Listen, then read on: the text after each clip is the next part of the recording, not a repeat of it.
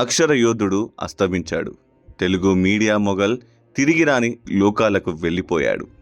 సామాన్య కుటుంబంలో జన్మించి అసామాన్యుడిగా ఎదిగిన చెరుకూరి రామోజీరావు అనారోగ్యంతో కన్నుమూశారు. హైదరాబాద్లోని ఆసుపత్రిలో చికిత్స పొందుతూ తుదిశ్వాస విడిచారు. 1936 నవంబర్లో కృష్ణా జిల్లాలో రామోజీరావు జన్మించారు. చిన్ననాటి నుంచే సృజనాత్మకత ఉన్న వ్యక్తి ఆయన. 1974 ఆగస్టులో ఈనాడు దినపత్రికను స్థాపించి సంచలనం సృష్టించారు. అనతి కాలంలోనే అది పాఠకుల ఆదరణ పొందింది. ఆ తరువాత సితారా సినీ పత్రిక, ఈటీవీ ఛానళ్లను తీసుకొచ్చి మీడియా రంగంలో మహా సామ్రాజ్యాన్ని స్థాపించారు. హైదరాబాద్లో ఫిలిం సిటీని నిర్మించి షూటింగులన్నీ అక్కడే జరిగేలా వసతులు కల్పించారు. రైతుల కోసం అన్నదాత మ్యాగజైన్ ప్రారంభించారు. అలాగే ఉషా కిరణ్ మూవీస్ బ్యానర్పై 80కి పైగా సినిమాలను నిర్మించారు.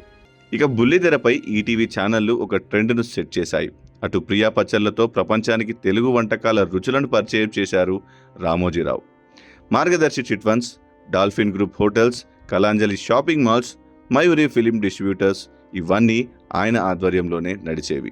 అడుగుపెట్టిన ప్రతి రంగంలో విజయాన్ని సాధించిన గొప్ప వ్యక్తి రామోజీరావు. ఆయన మృతి పట్ల సినీ, రాజకీయ, వ్యాపార, క్రీడా రంగ ప్రముఖులు తీవ్ర దిగ్భ్రాంతి వ్యక్తం చేశారు.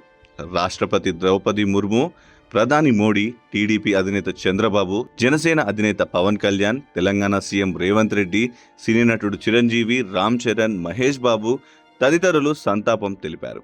ఆయన పార్థివ దేహాన్ని సందర్శించేందుకు ప్రజలు క్యూ కట్టారు. ఆదివారం రామోజీరావు అంత్యక్రియలు జరగనున్నాయి.